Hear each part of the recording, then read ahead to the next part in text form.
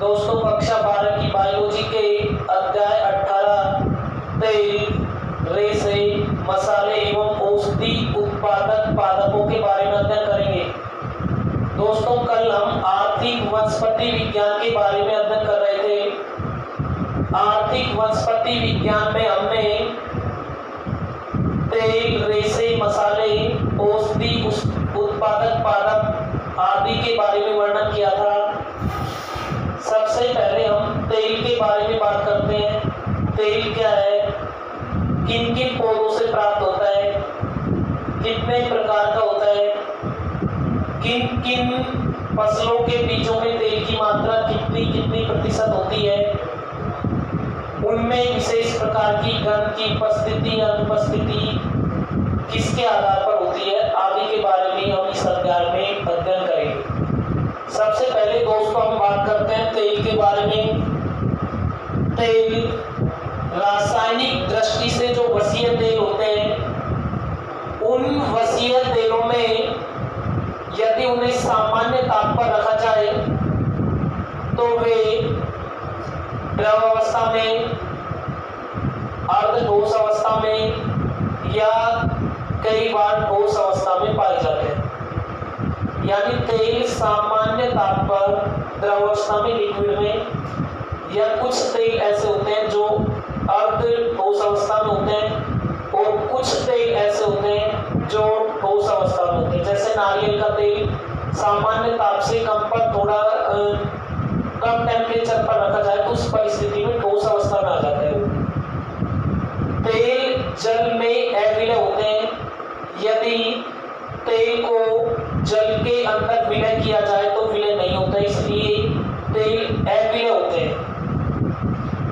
अब हम देखते हैं तेल रासायनिक दृष्टि से वसीय जो तेल होते हैं, जटिल कार्बनिक पदार्थ होते हैं, यानी कार्बन युक्त पदार्थों से, कार्बनिक पदार्थों से मिलकर बने होते हैं, जल में अविलय होते हैं। यानी यदि तेल व जल को एक साथ मिलाया जाए तो दोनों आपस में नहीं मिलते, अविलय रहते हैं, अर्थात बिना मिले हुए जल में, तथा सामान्य तापक्रम पर द्रव अवस्था में होते हैं। यदि दोस्तों हम सरसों के तेल की बात करें, उसे सामान्य ताप पर रखा जाए तो सरसों का तेल सामान्य ताप पर द्रव अवस्था में होता है। कुछ तेल ठोस या अर्धठोस अवस्था में होते हैं। यदि हम तेल को जल या अन्य किसी जल जैसे लिक्विड पदार्थ में डालें तो वे अविलय होते हैं। यदि तेल को तेल में डाला जाए तो उस परिस्थिति में प्रकृति के आधार पर, व्यवहार के आधार पर वे विलयशील अवस्था में आ जाते हैं। अब हम बात करते हैं तेल के प्रकार।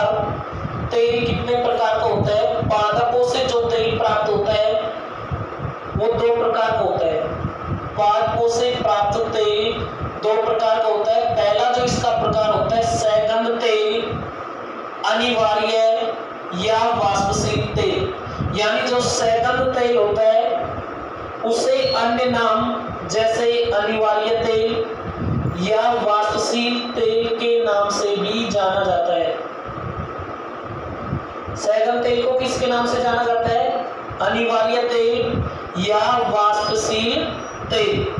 वाष्पशील यानी वाष्पशील होता है, यदि खुला रखा जाए तो वाष्प बनना शुरू हो जाती है, वाष्पशील तेल कहलाते हैं। ये तीव्र गंध वाले होते हैं, जो सैगंध, जैसा नाम है सैगंध यानी गंधयुक्त, इनमें गंध आती है, महक आती है, सुगंध आती है, गंधयुक्त होते हैं।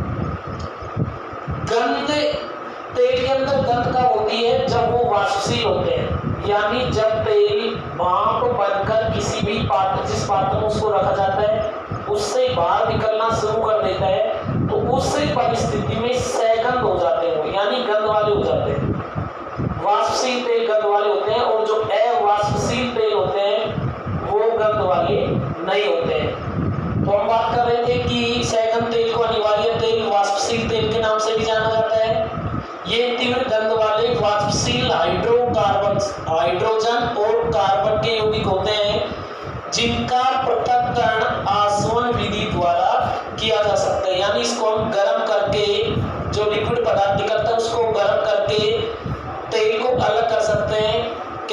जब हम इसको गर्म करके उस परिस्थिति में भाप बनना शुरू हो जाएगा, उस भाप को हम इकट्ठा कर सकते हैं। तो आसवन विधि द्वारा हम सैगन तेल को प्राप्त कर सकते हैं। कौन कौन से होते हैं सैगन तेल? जैसे मोगरा का तेल, जो मोगरा का तेल होता है, सैगन तेल होता है, हाइड्रोकार्बन से युक्त होता है, तथा यदि इसे गर्म किया जाए अर्थात आसवन विधि द्वारा इसको हम प्राप्त कर सकते हैं। इसका अन्य उदाहरण चमेली का तेल, गुलाब का तेल, खसखस का तेल आदि।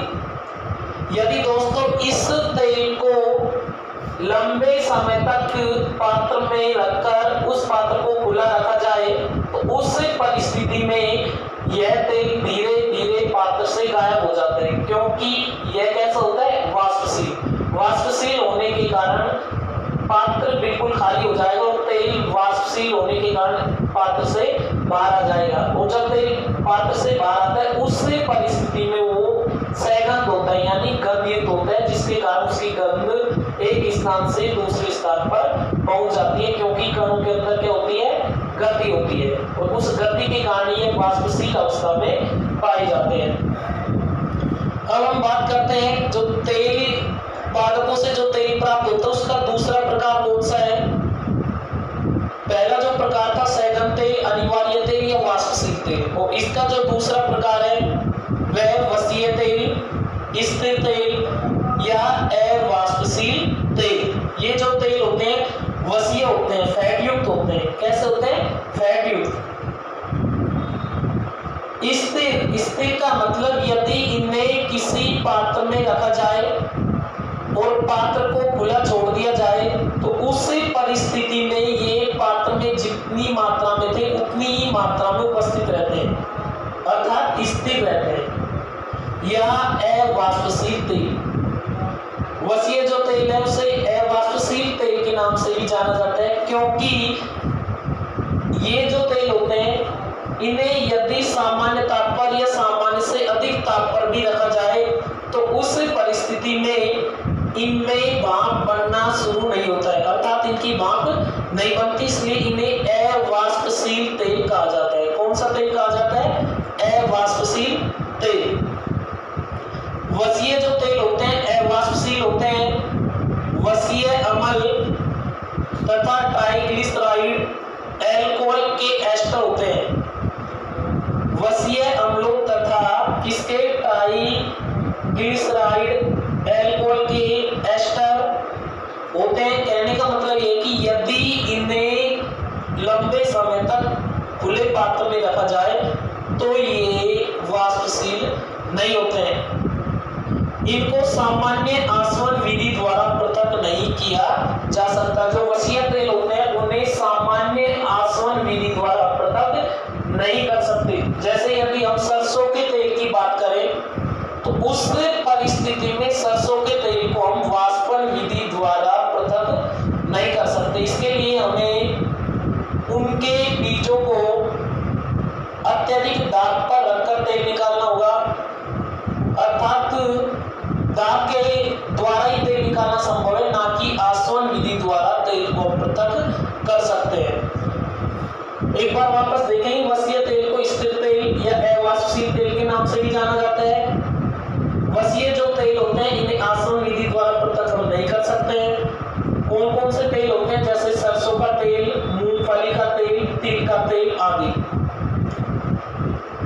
ठीक है दोस्तों, वसीय जो तेल है उनको आसवन विधि से पृथक नहीं कर सकते, इन्हें अत्यधिक दाब लगाकर अलग किया जा सकता है। अब हम बात करते हैं वसीय तेलों के प्रकार। जो पहला था सैगन तेल या अनिवार्य तेल, इसको आगे बांटा नहीं है, जबकि वसीय तेल है इनको आगे बांट दिया गया है। वसीय तेलों के प्रकार में हम बात करते हैं कि जो वसीय तेल होते हैं वायु में खुला छोड़ने पर तेल के व्यवहार के आधार पर, किसके व्यवहार के आधार पर? तेल के व्यवहार के आधार पर वसीय तेल 4 प्रकार के होते हैं। यानी जब वसीय तेलों को वायु में खुला छोड़ा जाता है तो उस परिस्थिति में ये कैसा व्यवहार प्रदर्शित करते हैं? किसी भी प्रकार का कोई परिवर्तन उनमें आता है या नहीं आता है? इन चीजों को ध्यान में रखते हुए वसीयत तेलों को 4 भागों में बांटा गया है। वसीयत तेल का जो पहला भाग है शुष्कम तेल। शुष्कम तेल क्या होते हैं कि जब इन्हें वायु में खुला रखा जाता है तो उस परिस्थिति में तेल की सतह पर एक लचीली परत बन जाती है। क्या होते हैं शुष्कम तेल? यदि शुष्कम तेल को किसी पात्र में भरकर यदि उस पात्र को वायु में खुला रखा जाता है, यानी उसका ढक्कन पात्र का बंद नहीं किया जाता है, उस परिस्थिति में क्या होता है कि उस तेल के ऊपर एक लचीली परत बन जाती है।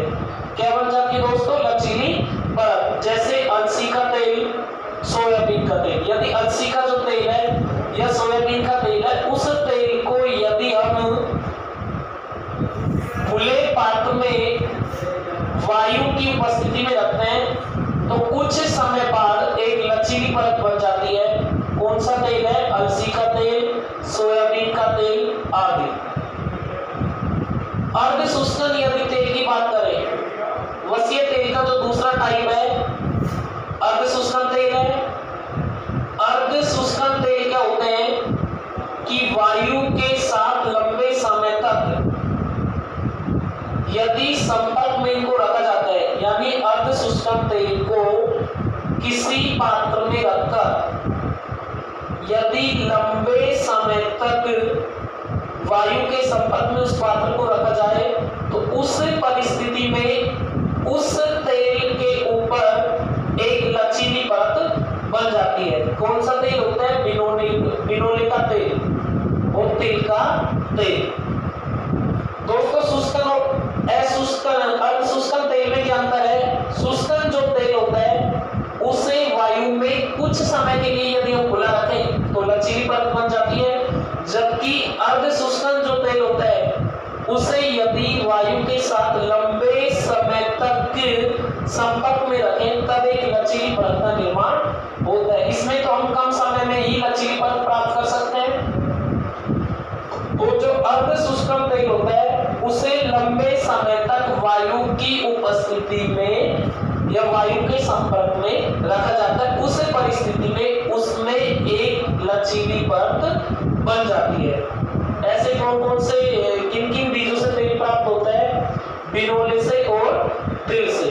इन तेलों को यदि लंबे समय तक वायु की उपस्थिति में रखते हैं तो उस समय उन पर एक पतली परत का निर्माण हो जाता है।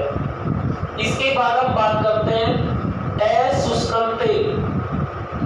अशुष्कन जो तेल होता है, जैसा नाम है अशुष्कन, शुष्कन तेल में एक परत का निर्माण होता है, तेल की सतह पर एक लचीली परत बनती है, जबकि अर्ध शुष्कन तेल को लंबे समय तक जब हम रखते हैं वायु के संपर्क में तो एक परत बनती है, जबकि अशुष्कन तेल इसके साथ अ जुड़ा हुआ है। शुष्कन में वायु के संपर्क में रखने पर परत जमती है, जबकि अशुष्कन में यदि आप उसको वायु के संपर्क में रखते हैं तब भी उसमें वायु की परत उसके ऊपर तेल के ऊपर एक परत निर्मित नहीं होती है।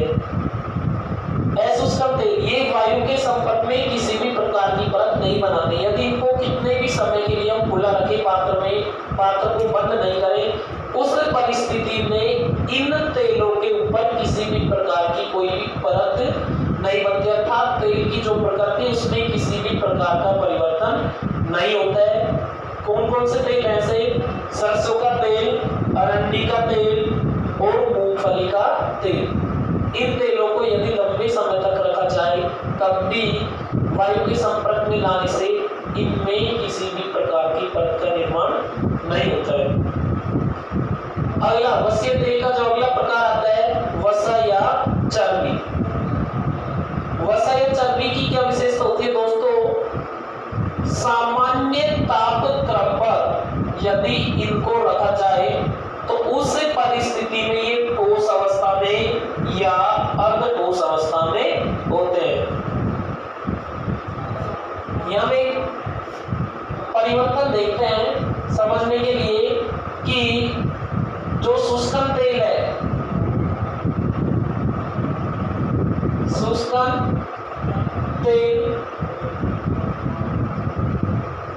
इसमें कम समय में परत बनती है। जब वायु के संपर्क में कम समय तक रखा जाए तो उस समय परत बनती, कम समय में परत का निर्माण होता है। यदि अर्ध शुष्कन की हम बात करें,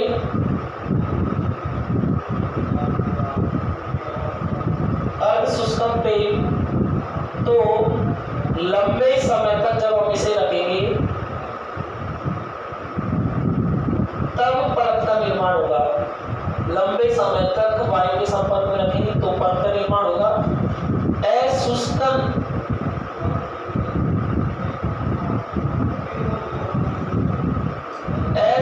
तेल में क्या होता है कि कितने भी समय हम वायु के संपर्क में इस तेल को रखेंगे परत का निर्माण नहीं होगा, परत नहीं बनेगी।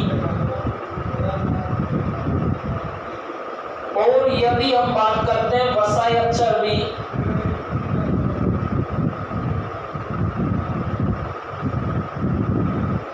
तो इसमें क्या अंतर है कि ये जो तीनों है, शुष्कन, अर्धशुष्कन और अशुष्कन, तीनों लिक्विड अवस्था में, तरल अवस्था में या द्रव अवस्था में पाए जाते हैं। जबकि वसा को यदि सामान्य ताप पर हम रखते हैं तो उस परिस्थिति में ये ठोस अवस्था में या अर्धठोस अवस्था में होते हैं। यानी शुष्कन, अर्धशुष्कन, अशुष्कन तीनों लिक्विड अवस्था में होते हैं, तरल अवस्था में होते हैं। जबकि वसा या चर्बी सामान्य ताप पर ठोस अवस्था में होती है। शुष्कन में कम समय पर जमती है, अर्धशुष्कन को लंबे समय तक यदि वायु संपर्क में रखते हैं तो परत जमती है, शुष्कन में परत बिल्कुल नहीं बनती है। वसा या चर्बी सामान्य ताप पर ठोस अवस्था में होती है। तो यह देखेंगे एक बात, ये सामान्य तापक्रम पर ठोस या अर्धठोस अवस्था में रहते हैं, जैसे नारियल का तेल, पाम ऑयल आदि। दोस्तों, यदि नारियल के तेल को सामान्य ताप पर या सामान्य से कम ताप पर रखा जाए तो उस परिस्थिति में नारियल का जो तेल है ठोस अवस्था में आ जाता है। यदि सामान्य ताप से टेम्परेचर ऊपर जाता है तो उस परिस्थिति में लिक्विड अवस्था में आ जाता है या अर्धठोस अवस्था में आ जाता है। सेम स्थिति पाम ऑयल की है। पाम जो ऑयल है वो भी नारियल के तेल जैसा व्यवहार प्रदर्शित करता है। आज के वीडियो में सिर्फ इतना ही। यदि दोस्तों आपको हमारा यह वीडियो पसंद आया तो हमारे YouTube चैनल को